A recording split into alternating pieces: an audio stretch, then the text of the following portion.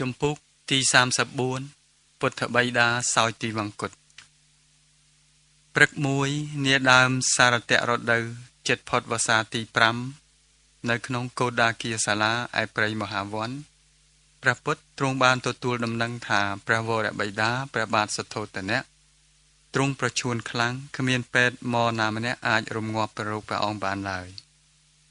Prarichi Satotane Trung Prah Parit Vitaka Yanitha Baban Praputta Ong Mokstia Prasera Pranunta Mokstia Prakai Nung Prarihul Mokstia Prapate Knong Nu Apiet Roba Atama Anh Mokchinang Ban Chia Sasabai Jepumkan Prabas Satotane Trung Ban Manchun Pra Ong Machah Mohanim Da Trau Chia Prah Piaki Nay Kumui Pro Thưa Chia Nek Nom Sa Mok Yang Praput Tờ Yang Pranyap Knong Kadai Sangkham Tha Yang Hoj Na Có Pra Ong Nước Ban Chua Prapek Prasasda Nia Dong Ham Trong Kroi Mampot Đài Kal Ban Tutul Dam Nang Do Sain Run Thut Ni Phlim Nang Dam Bay Oi Ban Ro Ha Đôi Prah Bom No Prah Domin Prapek Samraj Kung Le Yin Achanay Chimoi Nang Mahanim Gieng Te Kan Krong Kabalapo Prah Anon Anurut Nun Tek Nang Rihul Có Nimun Tơi Chimoi Pra Ong Knong Pel Nu Đài Kron Tari Charat Praput Bo Chanh Phot Mien Phukho 200 អង្គដែលភាគច្រើនមកពីសាខនគរបានបបួលគ្នាធ្វើដំណើរទៅតាមក្រោយក្នុងគោលបំណងទៅចូលរួមនៅក្នុងបុណ្យសពនៃពុទ្ធបិតាផងដែរយាងដល់ហើយព្រះដ៏មានព្រះភិក្ខត្រូវបានទទួលស្វាគមន៍អំពីព្រះរាជវង្សានុវង្សរួចមកទ្រង់យាងទៅកាន់ព្រះតែនបន្ទុំនៃព្រះវរបិតាដើម្បីសាកសួរព្រះរោគព្រះពុទ្ធបានតតឃើញព្រះរាជាដែលមានប្រកាយទុពលភាពក្នុងប្រជញ្ញ97វស្សាកំពុងតែផ្ទុំបំរះននានៅលើព្រះតែនសាយនាព្រះសាស្តាទ្រង់ពិចារណាឃើញថានៅតែ7ថ្ងៃទៀតទេ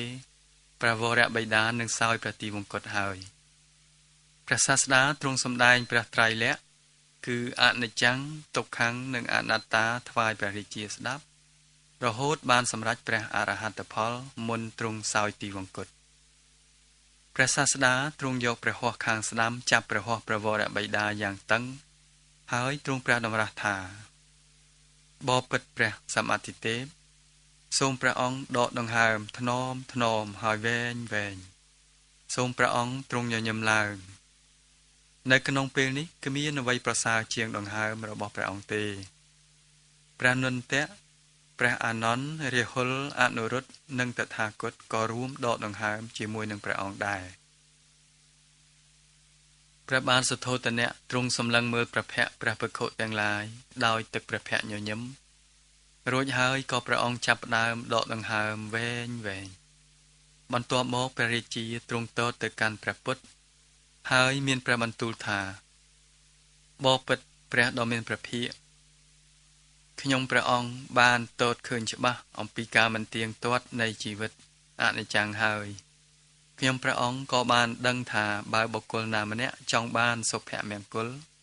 បុគ្គលនោះមិនត្រូវបណ្ដោយខ្លួនឲ្យធ្លាក់ចុះទៅក្នុងសេចក្តីប្រាថ្នាខ្លាំងពេកទេសុភមង្គលពិតប្រាកដគឺស្ថិតនៅក្នុងជីវិតធម្មតានិងអាចធ្វើឲ្យមានសេរីភាពបរិបូរណ៍ទៀតផងព្រះដ៏មានព្រះភិក្ខទ្រង់ត្រាស់បន្តទៀតថាសូមព្រះសម្មាទិទេពសម្លឹងទតមកកាន់តថាគតព្រះអានន្ទនិងរាហុលសូមព្រះអង្គទតទៅកាន់ស្លឹកឈើពណ៌បៃតងខ្ចីតាមចន្លោះបង្អួចនេះស្លឹកឈើកំពុងតែបក់រវិចរវិចរីឯព្រះជន្មរបស់ព្រះអង្គកំពុងតែអន្ទោលយ៉ាងដូចនេះដែរព្រះអង្គនឹងបន្តគង់នៅក្នុងរូបរបស់តថាគតក្នុងរូបព្រះនន្តៈក្នុងរូបរាហុលនិងក្នុងរូបសត្វលោកទាំងអស់រូបកាយបណ្ដោះអាសន្នដែលកើតមានឡើងអំពីអង្គធាតុទាំង4នឹងត្រូវរលាយបង់តែទីបំផុតនឹងត្រូវផ្គុំគ្នាឡើងវិញបបិទ្ធព្រះសម្មាទិទេពសូមទ្រង់ព្រះតម្រិះថាពេលរូបកាយស្លាប់ទៅជីវិតនិងសេចក្តីស្លាប់ត្រូវតែជាប់តាក់ទងនឹងយើងទាំងអស់គ្នាព្រះវរកាយរបស់រាហុលក៏ដូចជាព្រះវរកាយរបស់ព្រះអង្គដែរព្រះដ៏មានព្រះភិក្ខទ្រង់ចាប់ធ្វើសត្យាធិដ្ឋានលើកព្រះហស្ថខាងស្ដាំទៅស្ទាបព្រះសិរៈព្រះរាជា ក្សិណនោះព្រះរោគនៃព្រះសិរៈក៏បានវិនិច្ឆ័យបាត់បង់ទៅព្រះនន្តៈក៏ធ្វើសត្យាធិដ្ឋានយកព្រះហស្តស្ដាំស្ទាបព្រះវរកាយព្រះរាជាព្រះរោគនៃព្រះកាយក៏វិនិច្ឆ័យបង់ទៅព្រះរាហុលក៏ធ្វើសត្យាធិដ្ឋានយកព្រះហស្តខាងស្ដាំស្ទាបព្រះបតិខ្នងរបស់ព្រះរាជាព្រះរោគនៃព្រះបតិនោះក៏បានវិនិច្ឆ័យបាត់បង់ទៅព្រះរាជាទ្រង់មានទឹកព្រះភ័ក្ត្ររីកស្រស់ថ្លាឡើងវិញព្រះអង្គបានជ្រាបច្បាស់នៅព្រះពុទ្ធវចនៈនិងឈប់ភ័យខ្លាចចំពោះសេចក្តីមរណៈតទៅទៀតព្រះអង្គទ្រង់មានព្រះកាយពលល្មមអាចក្រោកចាស់អំពីសិរីសាយនាបានក្រុមប្រឹក្សាព្រះរាជាណាចក្រសពមុខមន្ត្រីនិងព្រះរាជវង្សានុវង្សក៏បានមកជួបជុំគ្នានៅក្នុងទីនោះដែរទោះបីជាព្រះរាជាទ្រង់ឈប់មានការភ័យខ្លាចចំពោះសេចក្តីស្លាប់ក៏ដោយក៏ព្រះអង្គមិនទាន់បានទទួលសេចក្តីស្ងប់នៅក្នុងព្រះហឫទ័យពេញលេញដែរព្រះរាជាទ្រង់រលឹកនឹកឃើញនៅអំពើឆ្គាំឆ្គងទាំងឡាយដែលព្រះអង្គធ្លាប់បានប្រព្រឹត្តមិនគួរគប្បីចំពោះព្រះសាស្តានិងអ្នកធ្វើការនៅក្រៅបង្គាប់ព្រះរាជាទ្រង់សុំព្រះខមាលាទោសចំពោះព្រះបរមសាស្តានិងសុំខមាលាទោសចំពោះប្រមុខមន្ត្រីទាំងឡាយថាបបិទ្ធព្រះអង្គដ៏ចម្រើនខ្ញុំព្រះអង្គសូមព្រះខមាលាទោសនៅការប្រព្រឹត្តខុសទាំងឡាយទោះបីដោយកាយក្តីវាចាក្តីនិងចិត្តក្តីចំពោះព្រះអង្គមនាលអស់លោកទាំងឡាយនៅក្នុងរាជអំណាចរបស់ខ្ញុំនេះខ្ញុំធ្លាប់បានស្ដីបន្ទោសនិងប្រព្រឹត្តអំពើឆ្គាំឆ្គងយ៉ាងច្រើនចំពោះអស់លោកក្នុងកិច្ចការបម្រើប្រទេសជាតិមុននឹងខ្ញុំចែកឋានអំពីលោកនេះទៅខ្ញុំសូមឲ្យអស់លោកមេត្តាអនុគ្រោះដល់ខ្ញុំផងចុះក្រុមប្រឹក្សានិងសពមុខមន្ត្រីទាំងអស់រំជួលចិត្តរហូតដល់ទប់ទឹកភ្នែកពុំបានព្រះអង្គម្ចាស់មហានាមក៏លុតជង្គង់ទាបនឹងព្រះសយនាហើយបង្គំទូលព្រះរាជាយ៉ាងនេះថាបបិទ្ធមហារាជព្រះអង្គជាព្រះមហាក្សត្រមានគុណធម៌ប្រសើរក្រៃលែងណាស់ឥតមានអ្នកណាម្នាក់នៅទីនេះមានគំនិតស្ដីបន្ទោសឬដាក់កំហុសដល់ព្រះអង្គទេប៉ុន្តែទូលបង្គំចង់ថ្វាយព្រះយោបល់ថាព្រះអង្គម្ចាស់នុនដល់ពេលដែលត្រូវលាចាកព្រះភ្នោះត្រឡប់មកគ្រប់គ្រងរាជសម្បត្តិវិញហើយប្រជាពលរដ្ឋសប្បាយចិត្តនឹងចង់ឃើញបុត្រាផ្ទាល់របស់ព្រះអង្គធ្វើជាព្រះមហាក្សត្រណាស់ទូលបង្គំសន្យាថានឹងជួយឧបត្ថម្ភគាំទ្រដល់ព្រះនន្តៈឲ្យអស់ពីសមត្ថភាពព្រះនន្តក៏ចោលកន្ទុយព្រះនេត្រទៅកាន់ព្រះសាស្តាក្នុងន័យចង់សុំអនុគ្រោះដោយគ្មានអ្នកណាម្នាក់និយាយព្រះដ៏មានព្រះភិក្ខក៏ទ្រង់សម្រេចប្រទានព្រះយោបល់ក្នុងរឿងនេះថាព្រះនន្តពុំទាន់មានប្រតិយទោទននិងពុំទាន់មានសមត្ថភាពគ្រប់គ្រាន់ដើម្បីនឹងទៅបម្រើក្នុងឋានៈជាអ្នកគ្រប់គ្រងនយោបាយប្រទេសជាតិបានឡើយព្រះអង្គត្រូវការបំពេញខាងផ្លូវអារម្មណ៍ច្រើនឆ្នាំទៀតទើបអាចមកកាន់កិច្ចការបែបនេះបានចំណែកឯរាហុលវិញក៏ដូច្នេះដែរព្រះអង្គមានប្រជញ្ញទើបតែ15ឆ្នាំគឺនៅក្មេងខ្ចីណាស់តថាគតមានជំនឿថាមានតែព្រះអង្គម្ចាស់មហានាមទេដែលអាចមានគុណសម្បត្តិគ្រប់គ្រាន់នៅក្នុងការស្នងរាជសម្បត្តិនេះព្រះអង្គម្ចាស់ក៏ជាមនុស្សដែលមានប្រាជ្ញាវៃឆ្លាតនិងទេពកោសល្យខ្ពង់ខ្ពស់ព្រមទាំងមានសេចក្តីមេត្តានិងការយោគយល់ដ៏ច្រើនទៀតផងក្នុងនាមព្រះញាតិវង្សនិងក្នុងនាមប្រជាពលរដ្ឋសាខៈតថាគតសូមអារាធនាដល់ព្រះអង្គម្ចាស់មហានាមក្នុងការទទួលបន្ទុកកិច្ចការដ៏លំបាកនេះទៅចុះព្រះអង្គម្ចាស់មហានាមក៏ឆ្លើយប្រកែកថាបបិទ្ធព្រះសមត្ថិទេពសូមព្រះអង្គនិងអស់លោកទាំងឡាយជ្រើសរើសក្សត្រអង្គណាដែលស័ក្តិសមជាងទូលបង្គំទៅវិញចុះសពមុខមន្ត្រីក៏បញ្ចេញមតិគាំទ្រចំពោះការថ្វាយព្រះយោបល់របស់ព្រះសាស្តាព្រះរាជាទ្រង់ងក់ព្រះសិរៈបង្ហាញការយល់ព្រមជាមួយនឹងសពមុខមន្ត្រីទាំងអស់នោះដែរទើបទ្រង់ហៅមហានាមឲ្យមកគង់ចិត្តព្រះរាជាចាប់កាន់ព្រះហស្ថមហានាមហើយទ្រង់មានព្រះបន្ទូលថ្នមថាមហានាម គេរាល់គ្នាបានប្រគល់សេចក្តីទុកចិត្តទាំងស្រុងលើរូបអ្នកហើយអ្នកក៏ជាព្រះភិក្ខុនីរបស់ខ្ញុំដែរខ្ញុំសពប្រតិនឹងដាក់រាជបល្ល័ង្កថ្វាយអ្នកហើយសូមអ្នកទទួលយកដោយហឫទ័យរីករាយចុះដើម្បីនឹងបន្តពូជពង្សវង្សត្រកូលរបស់យើងសម្រាប់រាប់រយជំនាន់ជាខាងក្រោយទៀតព្រះអង្គម្ចាស់មហានាមទ្រង់យល់នៅស្ថានភាពនិងអធិស្ស្រ័យក៏លើកព្រះហស្ថទាំងពីរប្រណម្យសំពះដើម្បីនឹងទទួលពរជ័យអំពីព្រះមហាក្សត្រដោយសោមនស្សរីករាយព្រះបាទសុទ្ធោទនៈទ្រង់សពព្រះហឫទ័យយ៉ាងខ្លាំងទ្រង់អស់មានព្រះកង្វល់អ្វីទៀតហើយទើបទ្រង់មានព្រះរាជឱកាសថាតែប៉ុណ្ណេះខ្ញុំបិទភ្នែកចិត្តហើយខ្ញុំអស់ចិត្តដោយបានទតឃើញព្រះដ៏មានព្រះភិក្ខមុនពេលដែលខ្ញុំចែកឋានទៅនេះពេលនេះបេះដូងរបស់ខ្ញុំផុតទុកកង្វល់អ្វីទៀតហើយខ្ញុំឥតមានសេចក្តីសោកសំណោះឬការគំរាមកំហែងអ្វីទៀតទេខ្ញុំសង្ឃឹមថាព្រះដ៏មានព្រះភិក្ខនឹងគង់នៅកបិលភស្តុនេះមួយរយៈដើម្បីនឹងជួយដល់ព្រះអង្គម្ចាស់មហានាមក្នុងការអភិសេកឡើងជាព្រះមហាក្សត្រគ្រប់គ្រងរាជសម្បត្តិបបិទ្ធព្រះពុទ្ធជាម្ចាស់គុណធម៌ដ៏ឧត្តមរបស់ព្រះអង្គនឹងជួយធានាដល់នគររបស់យើងឲ្យមានសន្តិភាពរាប់រយពាន់ឆ្នាំតទៅមុខសំឡេងរបស់ព្រះរាជាក៏ធ្លាក់ចុះខ្សើរហូតស្ទើរតែស្ដាប់លែងឮទាល់តែសោះព្រះហស្ថទាំងពីររបស់ព្រះអង្គដែលធ្លាប់តែក្តាប់យ៉ាងណែនព្រោះភ័យខ្លាចនៅសេចក្តីស្លាប់នោះក៏អាចលាតត្រង់និងផ្គុំសំពះទទួលព្រះពុទ្ធដីកាជាចុងក្រោយបានព្រះដ៏មានព្រះភិក្ខទ្រង់ត្រាស់ថាបបិទ្ធព្រះមហារាជសូមព្រះអង្គកុំមានសេចក្តីបារម្ភអីតថាគតនឹងគង់នៅទីនេះរហូតដល់ពេលណាក៏បានដែរឲ្យតែព្រះអង្គម្ចាស់មហានាមត្រូវការតថាគតព្រះបាទសុទ្ធោទនៈទ្រង់បានសម្រេចព្រះអរហត្តផលក្នុងគ្រានោះឯងព្រះរាជាទ្រង់ញញឹមទាំងខ្សោយព្រះកាយពលព្រះនេត្ររបស់ព្រះអង្គពោពេញទៅដោយសន្តិភាពរួចហើយក៏ទ្រង់បិទព្រះនេត្រសន្សឹមលាចាកលោកយើងនេះទៅព្រះនាងបជាបតីកោតមីនិងព្រះនាងពំពាយសោធរីក៏ចាប់ផ្ដើមពីលៀបទួញសោក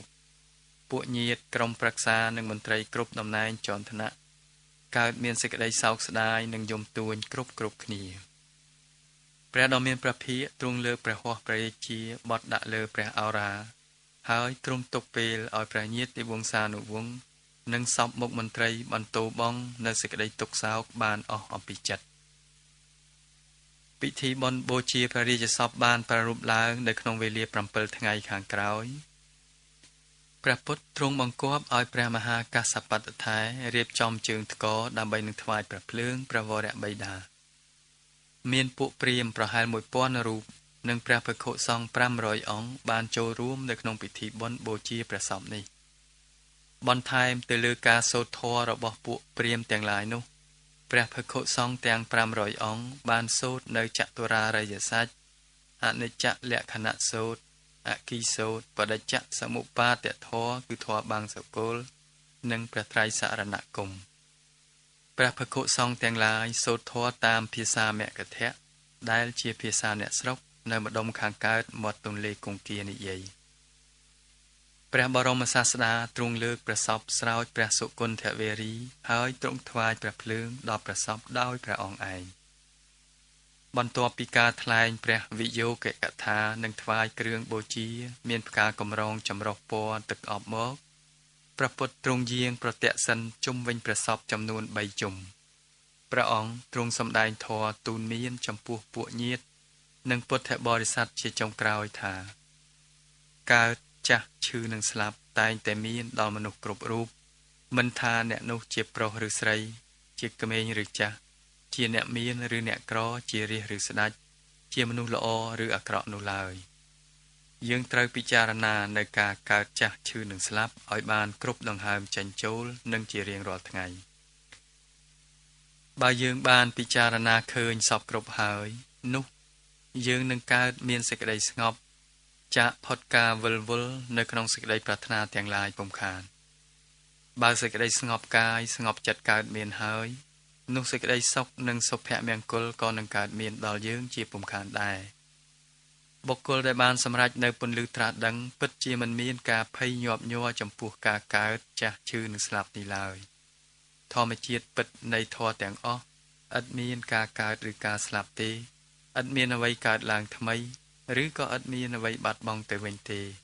ឥតមានអ្វីកើនឡើងឬឥតមានអ្វីថយចុះទេពេលព្រះដ៏មានព្រះភិក្ខចាប់ថ្វាយព្រះភ្លើងដល់ព្រះសពសំឡេងគងបានលាន់ឮសូរឡើងលាយឡំនឹងសំឡេងព្រះភិក្ខុសង្ឃសូត្រធម៌ធ្វើឲ្យព្រឺរោមព្រឺស្បែកនិងគួរឲ្យសង្វេគក្រៃលែងប្រជាពលរដ្ឋនៅក្នុងនគរកបិលពស្តុក៏ដូចជានៅក្នុងនគរទេវទហៈនាំគ្នាប្រជ្រៀតចោមរោមដើម្បីនឹងមើលព្រះសាស្តាថ្វាយព្រះភ្លើងដល់ព្រះសពព្រះវរៈបិតាបន្ទាប់អំពីព្រះអង្គម្ចាស់មហានាមទទួលរាជាភិសេករួចមកព្រះដ៏មានព្រះភិក្ខទ្រង់គង់នៅនគរកបិលពស្តុនេះអស់រយៈ3ខែបន្តទៅទៀតថ្ងៃមួយព្រះនាងបជាបតីកោតមីបានយាងទៅថ្វាយបង្គំព្រះសាស្តានៅក្នុងវត្តនិក្រូធព្រះនាងបានប្រគេនស្បង់ជ័យពរមួយចំនួនដល់ព្រះភិក្ខុសង្ឃនិងសូមការអនុញ្ញាតអំពីព្រះពុទ្ធ